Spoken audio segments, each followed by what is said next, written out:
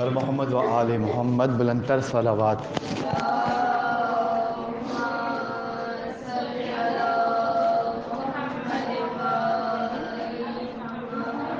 ما شاء اللہ لا قوة الا باللہ العلی العظیم واعوذ باللہ من الشیطان اللعین الرجیم۔ بسم اللہ الرحمن الرحیم۔ الحمد للہ رب العالمین، والصلاة والسلام علی سید الانبیاء والمرسلین، خاتم النبیین سیدنا و مولانا ابی القاسم محمد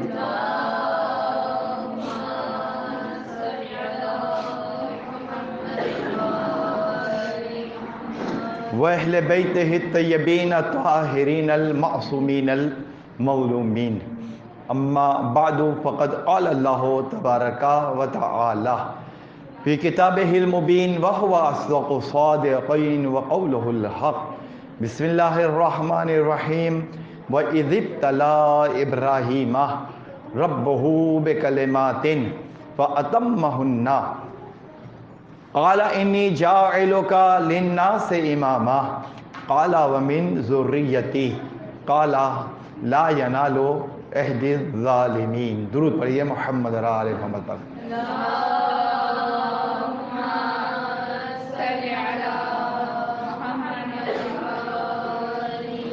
ایک مرتبہ پھر درود پڑھ لیجیے۔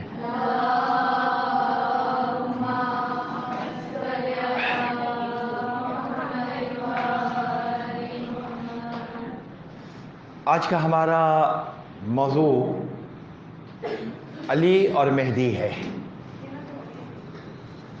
موضوع سخن ائمہ کی اول شخصیت میں سے یا اولین شخصیت میں سے عظیم الشان شخصیت، فضائل و کمالات کا ملجا اور ماوا، بنیاد، اساس، کائنات عالم کی جتنی خوبیاں ہو سکتی ہیں بعد رسول مجموعی طور پر وہ مولا کائنات علیہ الصلوۃ والسلام کو حاصل ہے۔ نہ ان کا کوئی ثانی ہے، نہ کوئی ان کا نظیر ہے، نہ ان کا کوئی مد مقابل ہے، نہ ان سے کوئی برابری کر سکتا ہے، کوئی بھی نہیں۔ فضائل و کمالات کا ایک انبوہ کثیر ہے۔ انبوہ یعنی اتنے فضائل کے جو شمار میں نہ آ سکیں۔ بہرحال لوگوں سے ڈانٹ کھانی ہو تو یہ سارے الفاظ استعمال کیجئے گا، وہ کہیں گے انبوہ کیا ہوتا ہے اور یہ ملجا اور ماوا کیا ہوتا ہے۔ لیکن بہرحال میں تو آپ لوگوں کو اس وجہ سے یہ سارے الفاظ یاد دلاتا ہوں کہ جناب اس سے ایک شائستگی پیدا ہوتی ہے۔ بہرکیف یہ اولین کمالات کی عظیم شخصیت اور یہ سلسلہ امامت مختص ہے 12 اماموں پر۔ 11 امام نہیں ہو سکتے، 13 نہیں ہو سکتے، لہذا 12 کی تعداد معین ہے۔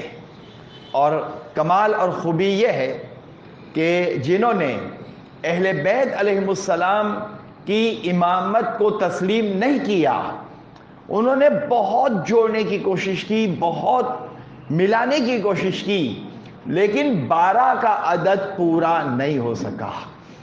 اس کی بنیادی وجہ کیا تھی؟ اس کی بنیادی وجہ یہ تھی، یہ ایک نقطہ ہے، ذرا توجہ کریے، اور باتوں کے لیے کل ٹائم میں نے دے دیا آپ کو، میں نہیں آؤں گا، آپ کل باتیں کریے گا۔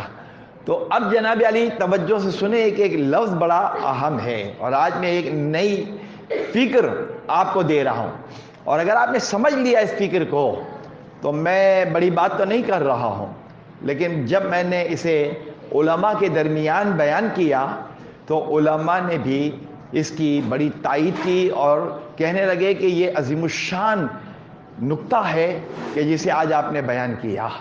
تو میں یہاں پر پہلی مرتبہ بیان نہیں کر رہا ہوں، اور مقامات پر بھی میں نے اسے بیان کیا ہے، امامت کے موضوع پر جہاں گفتگو کی ہے وہاں پر علماء کے درمیان بھی میں نے اسے بیان کیا ہے۔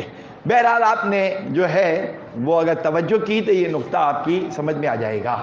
لہذا سب سے پہلے ایک بات سمجھ لیں کہ پروردگار نے ہمیں جو عظیم نعمت عطا کی ہے کہ ہمیں 12 اماموں کی کم از کم نام کے اعتبار سے شناسائی عطا فرما دی ہے، اور من مات ولم یعرف امام زمانے ہی مات میتۃ الجاہلیہ، جو اپنے زمانے کے امام کو نہ پہچانے وہ جاہلیت کی موت مر جائے گا۔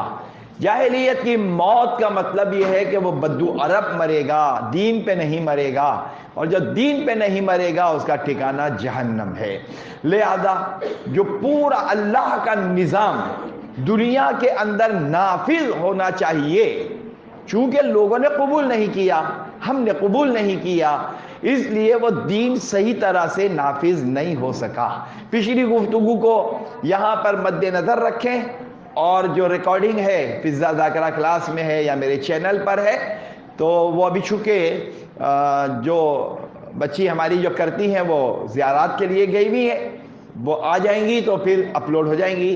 2 تقریریں ہماری اپلوڈ ہونے سے رہ گئی ہیں، اور آج کی انشاءاللہ یہ 3 تقریریں، کوئی بچی اور آئی ٹی بن جائے، کوئی اور کمپیوٹر سیکھ لے، کوئی یہ سافٹ ویئر سیکھ لے، تو اگر کوئی ادھر ادھر ہو تو جناب علی کوئی اور بھی کام کر سکتا ہے۔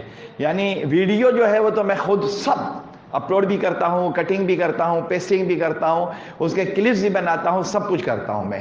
لیکن آپ بچیوں میں سے اگر کوئی اس شعبے میں آئیں، 2-3 بچیاں، تو کمپیوٹر ہو، لیپ ٹاپ ہو، تو وہ اس کو کریں تاکہ ایک پر تکیہ نہ ہو، اور ایک اگر زیارت کے لیے گئی ہیں تو کوئی اور آلٹرنیٹ ہمارے پاس موجود ہو، اور یہ کام فی سبیل اللہ جناب وہ بچی کرتی ہے، اور خدا اس کو اجر عظیم عطا فرمائے۔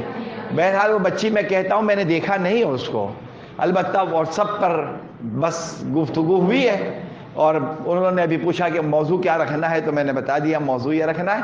تب انہوں نے بتایا کہ میں جا رہی ہوں زیارت پر، تو میں آ کے کروں گی یا راستے میں۔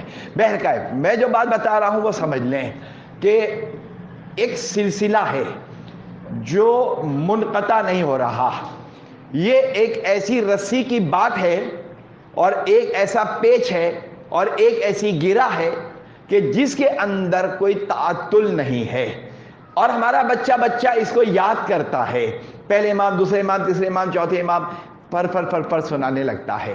اور ظاہر سی بات ہے کہ جناب جب غیروں نے امامت کے اس فلسفے کو شیعوں سے سمجھنے کی کوشش کی، تو ان کے دل میں چونکہ مولا کی محبت تھی نہیں، یا وہ جو پیمانہ ہمارے دلوں میں ہے وہ ان کے دل میں جاگزی نہیں تھا، اترا نہیں تھا، انہیں سمجھ نہیں ہے، وہ کچھ بھی ہو ان کے اندر، یعنی ہم ڈائریکٹ نہ کہیں کہ ان کو نفرت ہے، لیکن اتنا کہیں گے کہ وہ کمال کی منزل پر فائز نہیں ہو سکے ہیں۔ تو اب جناب علی انہوں نے کیا کیا، انہوں نے ایک پیمانہ بنایا اقتدار۔ یہ بات یاد رکھیے کہ اگر کبھی بھی آپ کو اس موضوع کو سمجھنا ہے تو آپ اقتدار اور اقتدار پر آنے والے صاحبان اقتدار، تو ظاہر سی بات ہے کہ فی زمانہ ہم اپنے صاحبان قابضین و اقتدار پر آنے والوں کو جب دیکھتے ہیں، اور اس زمانے میں کہ جہاں سیکنڈ کی خبریں پوری دنیا میں پھیلتی ہیں، اور جناب یہاں پر جو پورا نظام خلط ملط کر دیا گیا، تو 1400 سال پہلے کہ اس طرح کا پروپیگنڈا تھا ہی نہیں، نہ اس طرح کی مشینریز تھیں، تو وہاں کیا ہوا ہوگا۔ لہذا یہ سب پر واضح ہے، اور اظہر من الشمس ہے۔ تو ایک معیار بنا اقتدار، ایک معیار بنا وصایت رسول، یہ 2 معیار بن گئے۔ صاحبان اقتدار نے تقسیم کمال و فضیلت اس طرح سے دی کہ پہلے جو صاحب اقتدار تھا وہ پہلا، اور دوسرا جو تھا وہ دوسرا، اور تیسرا اور چوتھا اور پانچواں، اور اس کے بعد وہ مجبور ہو گئے کہ جناب معاویہ کو بھی خلیفہ رسول بنانے پر مجبور ہو گئے۔ اور جب معاویہ کو بنایا، کسی نے یزید کو شامل کیا، کسی نے یزید کو نکالا، کسی نے ولید کو شامل کیا، کسی نے ولید کو نکالا، کسی نے دائم الخمر، دائم الخمر کا مطلب کیا ہے؟ خمر کا مطلب کیا ہے؟ کہ جو مستقل شرابی ہے، مستقل شراب پیتا رہتا ہے، اور جو تاریخ کے اندر ہولناک واقعات موجود ہیں کہ میں اسے منبر پر یا آپ بچیوں کے سامنے بیان بھی نہیں کر سکتا. یعنی شرم کی ایسی ایسی داستانیں ہیں کہ جناب اسے بیان نہیں کیا جا سکتا. متوکل کے زمانے میں کہتے ہیں کہ جناب بہت بڑے بڑے پتھر آسمانی عذاب کی شکل میں نازل ہوئے کہ جناب علی ایسے بھی حاکم رہے کہ جنہوں نے قرآن سے فال نکالا، جیسے ہم استخارہ کرتے ہیں، فال نکالا اور قرآن کی آیت ان کے مقصد کے خلاف تھی تو انہوں نے قرآن کو سامنے رکھا اور تیر چلا کر قرآن مجید کے اوراق کو پارا پارا کر دیا اور کہا جاؤ قیامت کے دن کہہ دینا کہ ولید نے تجھے جو ہے پارا پارا کیا. یہ سب تاریخ کے دامن میں موجود ہے. خود اپنی ہی بچی کا ازالہ بکارت کیا اور اس طرح کی بہت یعنی ایسی داستانیں کہ جس کو بیان نہیں کیا جا سکتا. لہذا جناب یہ پورا ایک سلسلہ چل رہا ہے. پھر بنی عباس آ گئے، ابو العباس الصفا آ گیا، منصور دوانقی آ گیا اور یہ پورے ایک ظالم ترین بادشاہ ایک طرف آ گئے. تو اب جناب ایک طرف یہ ظالم جابر خائن اور شرابی اور اس کے بعد جو لفظ آپ اپنے ذہن میں سمو سکتی ہیں سمو لیں ان کے ظلم کے بارے میں، یعنی وہ ہم ادا بھی نہیں کر سکتے، اتنے بڑے بڑے ظلم انہوں نے کیے ہیں. اور ایک طرف سلسلہ جو ہے تسلسل کے ساتھ کہ جس کو ہمارے 8ویں امام علی رضا علیہ السلام نے بھی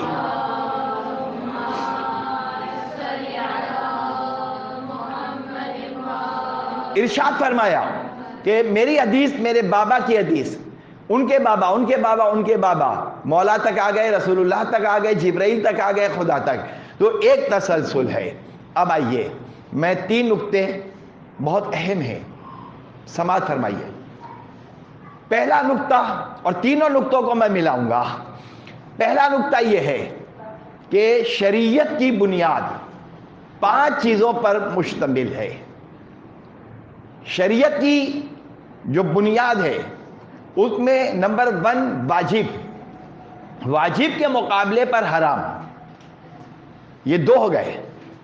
پھر سنت اور مستحب ایک فرق کے ساتھ، سنت کہیں یا مستحب کہیں، اس کے سامنے مکروہ، اور 5ویں چیز ہے مباح. آپ کو معلوم ہے واجب کا مطلب مثلا اہل سنت جو ہے اسے فرض کہتے ہیں اور واجب کو سنت موقدہ کہتے ہیں، لیکن ہمارے ہاں واجب وہی فرض کے برابر ہے، یعنی جس کا کرنا ضروری ہے، نہ کریں تو گناہ ملتا ہے. اور اس کے مد مقابل حرام کہ جس کا کرنا گناہ ہے اور نہ کرنا جو ہے وہ ثواب ہے. مستحب یا سنت جناب کریں گے تو ثواب ملے گا، نہیں کریں گے تو کوئی گناہ نہیں ملے گا. کریں گے تو ثواب، نہیں کریں گے تو کوئی گناہ نہیں ملے گا. اور اس کے مد مقابل ہے مکروہ، بالکل اس کے برعکس کہ جناب علی ہم نے کر لیا تو کوئی گناہ نہیں ملے گا، لیکن اختیار ہوتے ہوئے ترک کر دیا، نہیں کیا تو ثواب مل جائے گا. اور مباح کا مطلب ہوتا ہے برابر، کرنا اور نہ کرنا، یہ دونوں برابر ہیں. میں مثال دے رہا ہوں، واجب کی نہیں، حرام کی نہیں، وہ تو کرنا ہے اور وہ چھوڑنا ہے. میں پہلی مثال بیان کر رہا ہوں جس کا میں نے ترجمہ یہ کیا ہے کہ سنت کام کا کرنا ثواب، نہ کرنا کوئی گناہ نہیں ہے. مثلا شریعت اسلام میں سفید کپڑے پہننا یہ سنت ہے. سنت کا مطلب یہ ہوتا ہے کہ یہ کام نبی نے کیا، یہ کام امام نے کیا، لہذا سنت سفید کپڑے پہننا. عموماً آپ نے مجھے دیکھا ہے کہ میں نارملی سفید ہی کپڑے پہنتا ہوں جب میں مجلس پڑھنے آتا ہوں یا درس دینے جاتا ہوں. البتہ عام حالات میں ہر طرح کا کلر پہن لیتے ہیں، لیکن نارمل میں سفید کپڑے پہنتا ہوں. لہذا سنت سفید کپڑے، سفید موزے اور سفید ٹوپی، یہ ہے سنت. اگر میں کالے، نیلے، پیلے، اودے اگر پہن لوں تو کوئی گناہ تو نہیں ہے. لہذا سفید کپڑے پہننا ثواب دلاتا ہے. اور اگر کلر والے کپڑے پہن لیں، خواتین کی بات نہیں ہو رہی، خواتین تو اپنے جو بھی لباس پہنتی ہیں وہ پہنیں، اور اس میں بھی وہ ایک نیت کر لیں تو اس نیت کی وجہ سے انہیں بہت اجر اور بہت ثواب ملے گا. نیت میں ریکارڈ نہیں کرانا چاہ رہا, لہذا بعد میں کبھی آپ نے پوچھا تو بتا دوں گا. تو اب جناب سفید کپڑے پہننے اور سفید کپڑے نہ پہننے, دین اسلام پر کیا فرق پڑ جائے گا؟ کچھ نہیں فرق پڑے گا. اگر ہم نے عمل کیا تو ثواب, عمل نہیں کیا تو کوئی گناہ نہیں ملے گا. اب تو نانی دادی سب مر گئی دنیا سے, اب کسی کی نانی نہیں ہے دنیا میں, کسی کی دادی نہیں ہے, ساس کی باتیں کوئی سنتا نہیں ہے. لہذا جناب علی کیا ہوا, اب میں سنت بتا رہا ہوں. یہ سب باتیں جو ہے بڑی اہم ہے کہ سرما جو ہے جب ہم چھوٹے تھے تو اماں لگا دیتی تھی, بڑے ہو گئے تو اب کوئی سرما ورما نہیں لگاتا, سرما ہی غائب ہو گیا.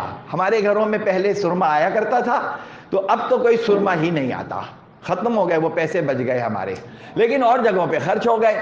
لہذا جناب سرما جو ہے سیدھی آنکھ میں ایک سلائی لگانا سنت ہے, اور الٹی آنکھ میں یعنی دائیں آنکھ اور بائیں آنکھ, دائیں آنکھ میں ایک سلائی, بائیں آنکھ میں 2 سلائیاں سرمے کی لگانا سنت ہے. تو اگر میں 2 سلائیاں, جناب سوال کرنا ہے تو آپ پوچھ لیں مجھ سے, اگر ایک سلائی کی بجائے کوئی 3 سلائیاں لگا دے اور جناب کوئی الٹی آنکھ میں بائیں آنکھ میں 1 لگا دے تو جناب سنت ہے. تو سنت ہے تو کیا فرق پڑے گا؟ کچھ بھی نہیں. نبی نے بتایا سفید کپڑے پہنو, نبی نے بتایا سرما لگانے کے آداب. یہ پانی آپ کو معلوم ہے کہ اس پانی کا دن میں کھڑے ہو کر پینا مستحب ہے. سنیوں کے ہاں ایسا نہیں ہے, سنیوں کا الٹ مسئلہ ہے, وہ ہر وقت کہتے ہیں کہ بیٹھ کر پیو. نہیں, ہمارے ہاں یہ مسئلہ ہے کہ دن میں کھڑے ہو کر پئیں اور رات میں بیٹھ کر پئیں, یہ سنت ہے. اب اگر میں کھڑا ہوں اور کھڑے کھڑے پانی پی لوں تو میں نے سنت کی مخالفت کی, ثواب ملنا تھا بیٹھ کر یا کھڑے ہو کر, جو ٹائم ہے اس حساب سے. تو اب میں نے ثواب کو مس کیا ہے, لیکن میں نے کوئی گناہ نہیں کیا ہے. لیکن نبی نے بتایا کہ دن میں کھڑے ہو کر پیو, رات میں بیٹھ کر پیو. اچھا, پانی پینے کے جو آداب ہیں, چاہے کھڑے ہو کر یا بیٹھ کر, 3 سانس میں پانی پینا مستحب ہے. ہم نے پیا پھر چھوڑ دیا, پھر پیا پھر چھوڑ دیا, پھر پیا پھر چھوڑ دیا, اور جناب میں گھٹا گھٹ پی گیا سارا. بہت گرمی ہے, بہت پیاس لگی ہے, بھائی 1 گلاس لاؤ. بلکہ میں آپ کو, یہ مذاق نہیں ہے, مذاق جب کرتا ہوں تو وہ اس اسٹائل سے کرتا ہوں, یہ بالکل سیریس ہے کہ جناب علی شدید ترین لو میں گلاس یوں ہاتھ میں رکھا اور جناب ہم پی رہے ہیں, اور ایک صاحب سے کہا جگ میں پانی ہے, وہ گلاس میں رکھو, تھوڑا سا حصہ ہے, یہاں سے ڈالتے جاؤ, ہم پیتے جائیں گے. ایسے بھی دن گزرے ہیں. مطلب 1 گلاس چھوڑیں, 1 گلاس کے 3 حصے چھوڑیں, 2-3 گلاس گھٹا گھٹ اسی مٹکے میں. اس زمانے میں مٹکے ہوتے تھے, اسی زمانے میں مزدور بھی پی رہا ہے, اسی زمانے میں ہم بھی پی رہے ہیں, اسی زمانے میں ہاتھ جناب علی موبائل والے ہیں, زنگ والے ہیں, خراب ہاتھ ہیں, کام کر رہے ہیں, ویلڈنگ کر رہے ہیں, لیت مشین پہ کام کر رہے ہیں. میں اپنے بچپن کی بات بتا رہا ہوں یا جوانی کی بات بتا رہا ہوں, مزدوریاں کر رہے ہیں, اور جب جناب گرمی شدید اور چھت ٹین کی, اور جناب گھڑ گھڑ گھڑ ختم, پھر گھڑ گھڑ گھڑ. مستحب یہ تھا. میں آپ کو یہ باتیں اس لیے بتاتا ہوں کہ اب جو اس کے چلے میں بیچ میں بتا ہی دیتا ہوں کہ اس وقت جو پوری دنیا کے اندر ایک انقلاب شروع ہو گیا ہے اور ظہور امام کا پیش خیمہ ہو گیا. اب میں فلسطین کے بچوں کے بارے میں ایک کلپ دیکھ رہا تھا. ظاہر ہے کہ میں بہت فلسطین, حماس, لبنان, یمن, اس کے بارے میں ماہ مبارک رمضان میں انشاءاللہ سورہ مبارک محمد صلی اللہ علیہ وآلہ وسلم کی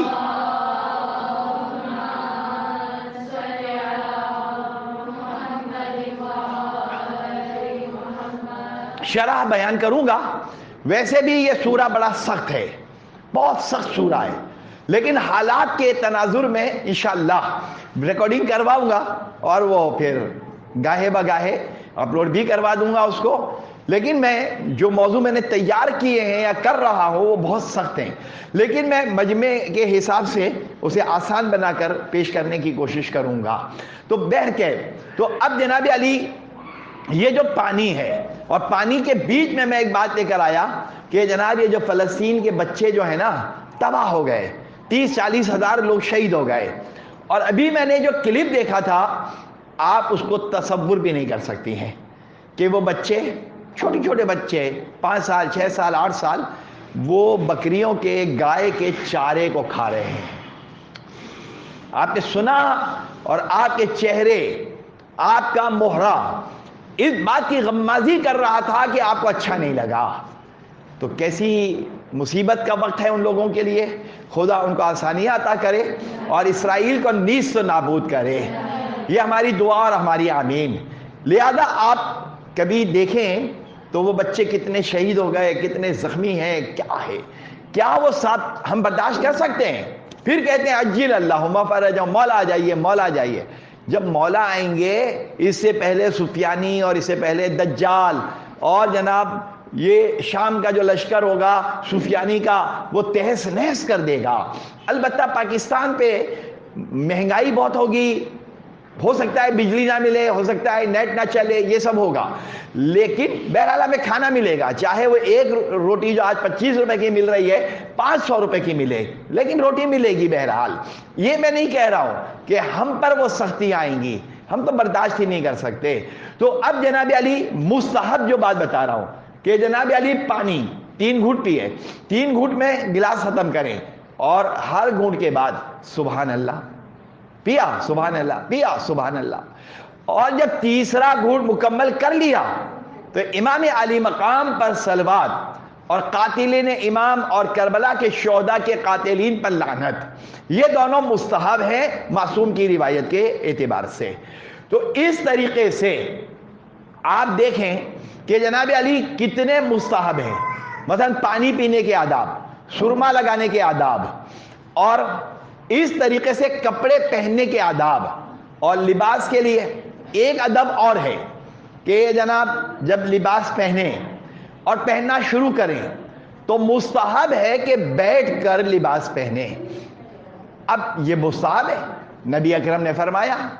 میرا سوال یہ ہے کہ اگر ہم اس مستحب پر عمل کریں تو ہمیں فائدہ ملے گا، اس مستحب پر عمل نہ کریں تو ہمیں فائدہ نہیں ملے گا۔ شریعت مقدسہ پر کیا حرف پڑے گا؟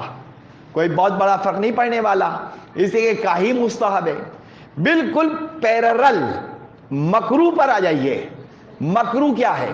جو ابھی مستحب بتایا اس کے برعکس مکروہ لے آئیے۔ اب جناب علی قبر کے اوپر بیٹھنا یہ مکروہ ہے۔ اب آپ کے ذہن میں فوراً سوال آئے گا کہ جناب پورے ایران میں جہاں مزارات ہیں، روزے ہیں، وہاں نیچے سب قبریں ہیں، ٹوٹل جس حرم میں جائیے نیچے قبریں ہیں، خانہ کعبہ کے اندر قبریں ہیں، اور ہم قبروں کے اوپر چلتے ہیں۔ یہ مکروہ عمل ہے۔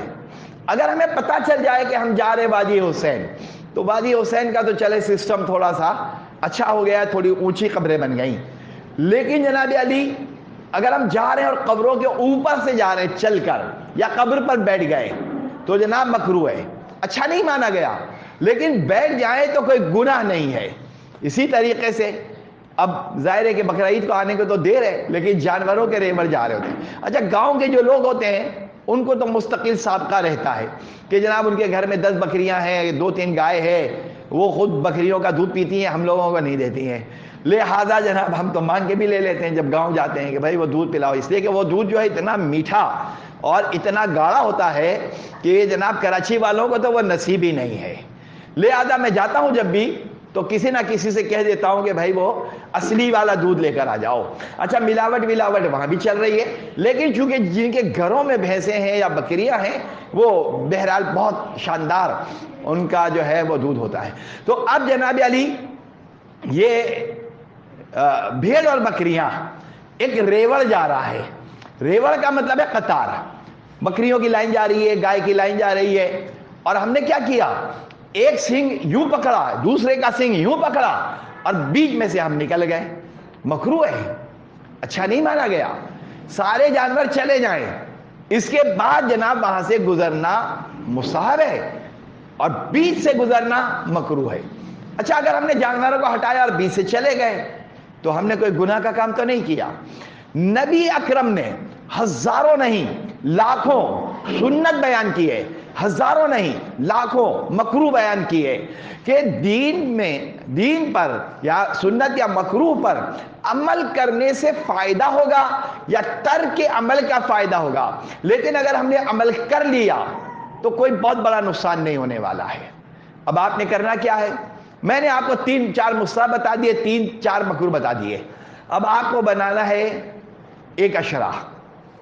آپ کے پاس بہت ٹائم ہے، آپ کے پاس میٹر کم ہے اور اشرا آپ کو پڑھنا ہے یا 5 مجلسیں پڑھنی ہے اور آپ کو امامت پر یہ موضوع جو ہے وہ بیان کرنا ہے.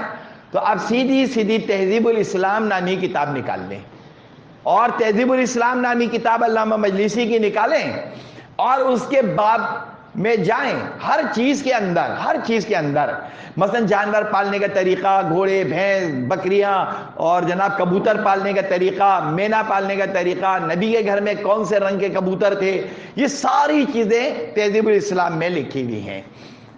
اور جناب وضو کرنے کے وقت یہ دعا پڑھیں، یہ کریں، یہ خیال کریں، یہ نیت کریں. اور جناب 6 مرتبہ نماز کے شروع سے پہلے اللہ اکبر اللہ اکبر اللہ اکبر 6 مرتبہ، یہ سب مستحب ہے. تو ظاہر ہے کہ میں تو آپ کو 40-45 منٹ میں یہ جو ہے مجلس پڑھ رہا ہوں یا میلاد پڑھ رہا ہوں یا میں آپ کو بتا رہا ہوں. آپ کو جتنا اس کو لمبا کرنا ہو تہذیب الاسلام نکالیں، اس کے 10 سنت نکالنے، 10 مکروہ نکالنے اور جناب لکھیں اپنی ڈائری میں اور اس کو یاد کر لیں اور یاد کر کے مومنات کو بتا دیں. بھائی آپ اپنی چیزیں بھی شامل کر سکتی ہیں. مثلا یہ کہ بال کا کھلا رکھنا حرام، یہ تو حرام ہے. اور بال کا چھپانا اگر کوئی نامحرم ہو یا حالت نماز ہو تو واجب. تو جناب میں آپ کو واجب تو نہیں بتا رہی، یعنی آپ اپنے طور پہ کہیں، میں نہیں بتا رہا ہوں. مطلب خواتین بیٹھی ہوئی ہیں، آپ مجلس پڑھ رہی ہیں تو آپ کہیں بھائی میں آپ کو واجب تو نہیں بتا رہی ہوں، میں آپ کو مکروہ تو نہیں بتا رہی ہوں، اور آپ نے مسئلہ بتا دیا. یعنی یہ ایک چالاکی ہے، مسئلہ صحیح بتا بھی دیا اور آپ نے کہا نہیں یہ تو میرا موضوع ہی نہیں ہے، تو بیچ میں نے ایک بات کہہ دی. اس سے فائدہ یہ ہوگا کہ آپ کی تبلیغ کا طریقہ کار لوگوں کو پسند آئے گا اور آپ نے جناب کہہ دیا. بالکل اسی طریقے سے جو خواتین کے مسائل ہیں اس کو آپ اس کے بیچ میں داخل کریں، شامل کریں اور گفتگو کو آگے بڑھائیں. تو جناب اصل تھیم کیا بنی کہ مستحب اور مکروہ. مستحب پر عمل کریں ثواب، نہیں کریں کوئی گناہ نہیں. مکروہ پر عمل کریں گے فائدہ نہیں ہوگا، ترک کریں گے فائدہ ہوگا. یہ ہو گیا ایک نقطہ. آئیے دوسرا نقطہ ہم بیان کرتے ہیں. ابھی جناب 15 شعبان گزری ہے اور بروز پیر 15 شعبان تھی، آج بدھ ہے تو گویا آج 17 شعبان ہے. 15 شعبان جو ہم نے یوم ولادت بنایا تو جناب شامزئی یہی گرو مندر سے الٹے ہاتھ پر جو بنوری ٹاؤن کی مسجد ہے وہاں پر اس کے محتم تھے، بڑے عالم تھے. انہوں نے کتاب لکھی امام مہدی، اور امام مہدی پر جتنی بھی احادیث ہیں، امام مہدی پر جتنی بھی احادیث ہیں ان احادیث کا ایک بہت بڑا حصہ نبی اکرم نے بیان فرمایا. مثلا نبی اکرم نے فرمایا کہ میرے بعد 12 امام ہوں گے اور 12واں پوری دنیا میں عدل کے نظام کو قائم کر دے گا. میرا بیٹا حسین کا نواں مہدی ہوگا اور یہ مہدی جب ظہور کرے گا تو 1/3 دنیا یا تو قتل کی وجہ سے یا تعاون کی وجہ سے، بیماریوں کی وجہ سے ختم ہو جائے گی. تعاون ہوگا، بیماریاں ہوں گی، ختم ہو جائے گی. اور جناب یا جنگوں کی وجہ سے دھماکے ہوں گے، ایک وقت میں ہزاروں لوگ مر جائیں گے اور دنیا 1/3 رہ جائے گی. ابھی جتنی آبادی ہے دنیا میں یہ آہستہ آہستہ ختم ہو جائے گی. جنگ چل رہی ہے، یہ پیش خیمہ ہے، یہ جنگ چلتی رہے گی یہاں تک کہ 1/3 دنیا میں آبادی رہ جائے گی. اور جناب جب آبادی اتنی رہ جائے گی تو خانہ کعبہ کی دیوار سے ٹیک لگا کر امام مہدی کھڑے ہوں گے اور جبرائیل کی صدا آئے گی.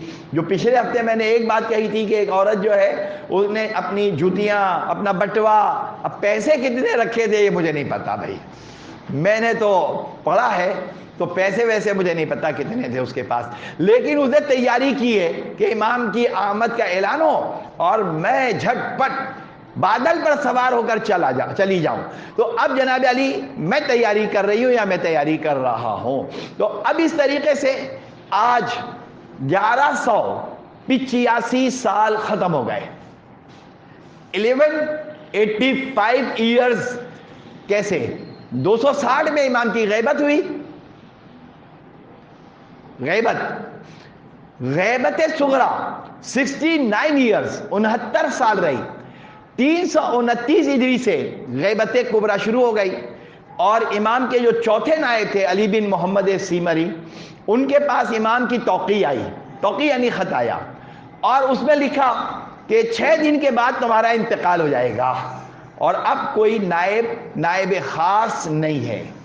نائب عام تو ہیں کہ جو علماء من کان من الفقہاء صائنا لنفسہ مطیعا لامر مولاہ فللعوام ان یقلدہ، یہ تو ہے کہ جناب عوام کو چاہیے کہ ان کی تقلید کریں، لیکن امام کا نومینی کہ میں آغا سیستانی کو کہہ رہا ہوں نہیں، میں آغا خمینی کو کہہ رہا ہوں نہیں، میں آغا سیستانی کو کہتا ہوں نہیں، ایسا نہیں ہے، بلکہ یہ علوم کی وجہ سے اور استدلال کی وجہ سے جو ملکہ قرآن اور حدیث کا ان کو حاصل ہوتا ہے، اس سے یہ ملکہ ان کو حاصل ہوتا ہے، اور اس کے بعد وہ ہوائے نفس سے اپنے آپ کو بچائیں، ہوائے نفس سے بچائیں۔ لوگ الزام لگاتے ہیں، اس میں کوئی مسئلہ نہیں ہے، الزام لگاتے رہیں گے۔ خامنئی کے بارے میں اللہ یاری نے بہت بدبختی والی باتیں کہی ہیں، لہذا میں منع کرتا ہوں کہ جناب یہ اللہ یاری جو آ رہا ہے یہ ایک بہت بڑا فتنہ ہے، اس کو مت سنا کریں، اور اگر فضائل و مناقب سننے ہیں تو فضائل، کمال کے فضائل جو اس وقت جن کو میں اپریشیٹ کر رہا ہوں وہ ہیں، علامہ کہیں اسے کہ ان کا یو پیج پہ علامہ لکھ کر ان کا ٹائٹل آئے گا، علامہ علی حسین مدنی، مدنی نہیں ہے مدنی، MADNI لکھیں گی آپ، MADNI مدنی، مدنی لکھیں گی تو نہیں آئے گا۔ مثلا میرے نام کے ساتھ حسن HASS کوئی لکھتا ہے تو یوٹیوب چینل پہ میرا فوٹو نہیں آتا، HASAN لکھیں تو آ جائے گا، یعنی مولانا صابر حسن، مولانا کی اسپیلنگ ہے MOLANA، یار بچیوں کو پتا ہے سب کو MOLANA، اسپیس دے کے صابر لکھیں، اسپیس دے کے حسن لکھیں اور ایک ایس لکھیں۔ علامہ علی حسین مدنی، بہت فضائل کے کمالات ہیں، کہیں کہیں ایسا ہوا مجھے بھی تو میں نے ان کو رابطہ کیا اور ان کی بیٹی نے فون اٹھایا اور خود انہوں نے فون نہیں اٹھایا، بہرحال میں نے اپنا میسیج کنوے کر دیا۔ تو اب جناب علی میں یہ بتلا رہا ہوں کہ 1400 سال پہلے نبی اکرم نے امام زمانہ کے بارے میں سینکڑوں حدیثوں میں سینکڑوں مشاہداتی اور تجرباتی چیزیں کر کے امام مہدی کے بارے میں بتایا اور امام زمانہ کے بارے میں بہت کچھ بتایا، لہذا نبی اکرم نے مکروہ بتایا، مستحب بتایا، نہ بتاتے تو کیا فرق پڑ جاتا۔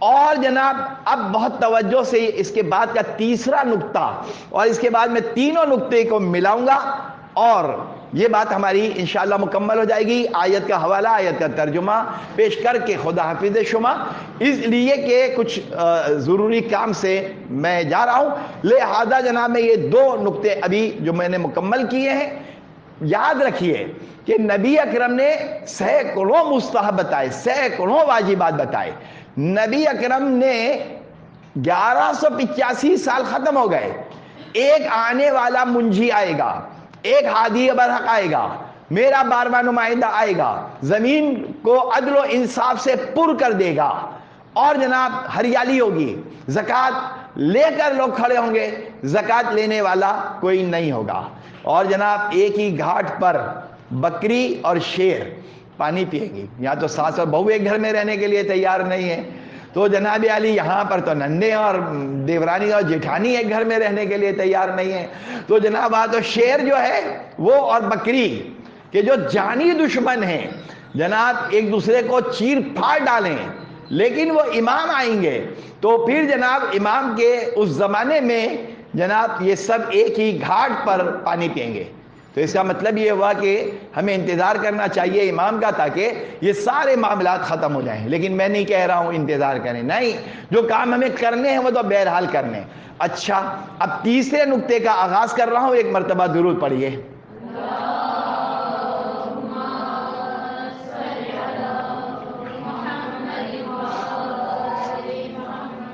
اگر یہ آپ نے 3 نقطے سمجھ لیے، مذاق اپنی جگہ، 3 نقطے اگر آپ نے سمجھ لیے اور ان 3 نقطوں کا کمبینیشن بنایا اور منبر پر آپ نے بیان کیا، اور جس طرح میں نے بتایا اس کو پھیلا دیا، پھیلا کر آپ نے سمجھایا، تو آپ سمجھ لیجئے کہ امام علیہ السلام آپ کی تقریر کو پسند کریں گے۔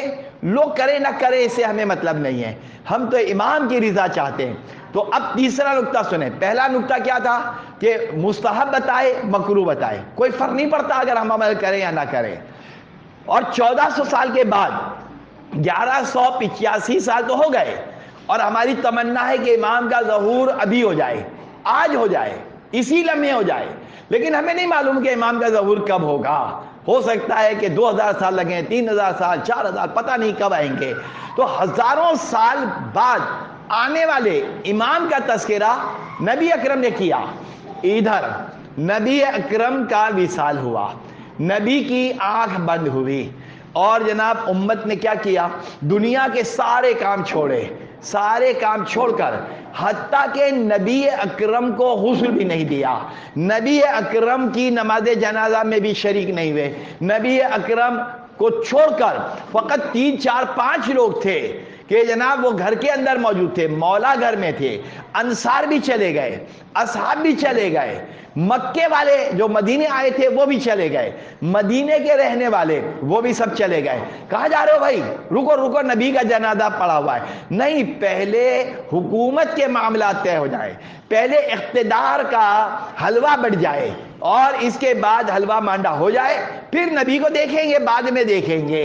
لہذا جناب انصار سب پہنچ گئے سقیفہ بنی ساعدہ میں، اور چونکہ ہم نے جو عمرے کی 3 کلاسیں یہاں پر لی ہیں، مجھ سے جو کہا گیا تھا میں نے اتنا کیا، اور اگر کبھی آپ لوگوں کی خواہش ہوئی تو پھر جس طرح سے مدینے کے اطراف کی زیارتیں ہیں اور مکے کے اطراف کی زیارتیں، مجھے نہیں معلوم کہ آپ لوگوں نے کس کس طرح سے زیارتیں کی، کہاں کہاں گئے، لیکن جو اپڈیٹ میرے اپنے پاس موجود ہے، یعنی میں خود چونکہ 8 مرتبہ جا چکا ہوں اور مجھے گلیاں پتہ ہے۔ میں چونکہ پہلی دفعہ مولانا صادق حسن صاحب کے پاس ساتھ گیا تھا 2004 میں، اور پھر تقریباً جاتا رہا۔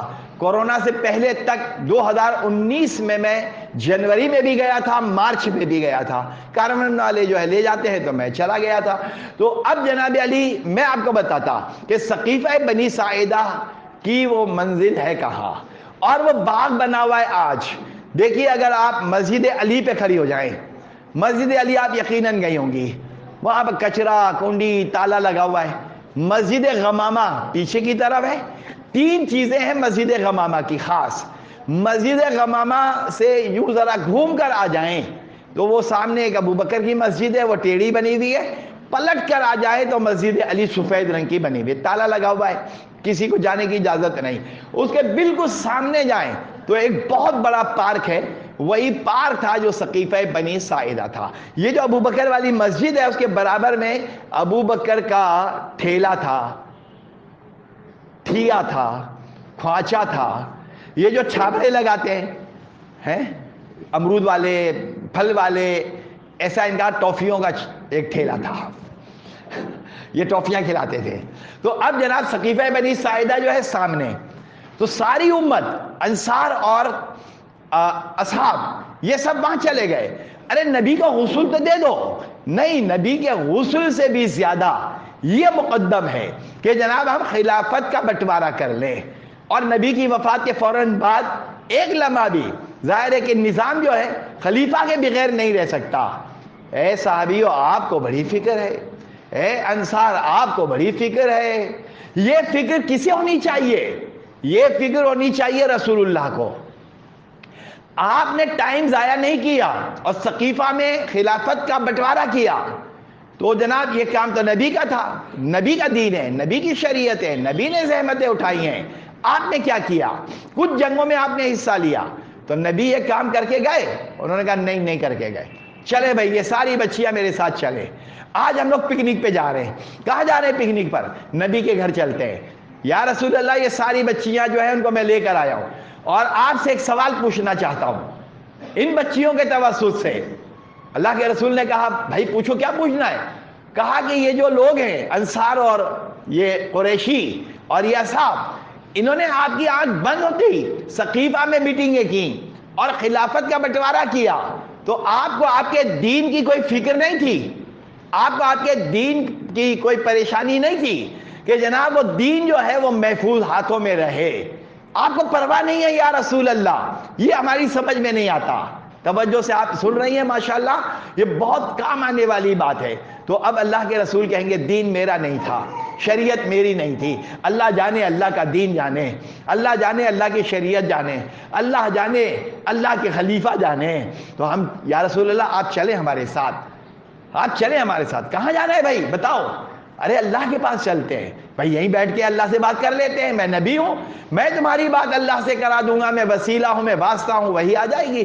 تو اے معبود تیرے نبی کے ذریعے سے ہم کہہ رہے ہیں کہ تیرے دین کی تو نے کتنی فکر کی، تیرے دین کی تو نے کتنی فکر کی کہ جناب علی دین کو بالکل تو نے تنہا چھوڑ دیا اور کوئی اس کا نگہبان اور نگہداشت قرار نہیں دیا. تو ایک مرتبہ پروردگار کہے گا تم اپنی آنکھوں کو دیکھو اور آنکھوں کی پوری جو خوبیاں ہیں اس کو دیکھو، ناک کے سوراخ جو نیچے ہے اس کو دیکھو، دانتوں کی بناوٹ دیکھو، ہونٹ کو دیکھو، انگلیوں کے پور کو دیکھو، نظام شمسی کو دیکھو، زمین اور آسمان کو دیکھو. تمہیں کیا سمجھ میں آیا؟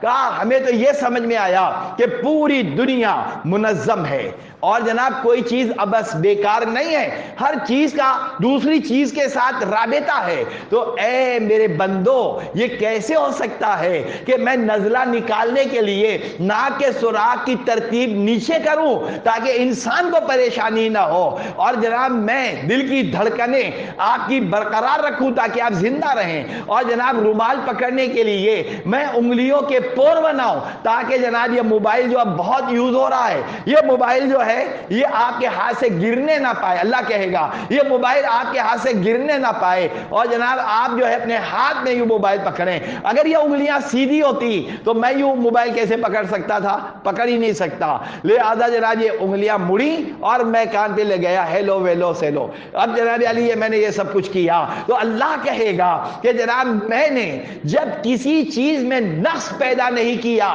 تو میں اپنے دین کو ناقص کیسے چھوڑ سکتا ہوں؟ تو اب سنو، غدیر کا میدان تھا، پالان شدر کا منبر بنا اور نبی نے خطبہ دیا اور اٹھاتے گئے اتنا بلند کیا کہ جناب نبی چھپ گئے اور جس کو دکھانا تھا وہ سامنے نظر آیا اور کہا من کنت مولا ہو فہذا علی مولا.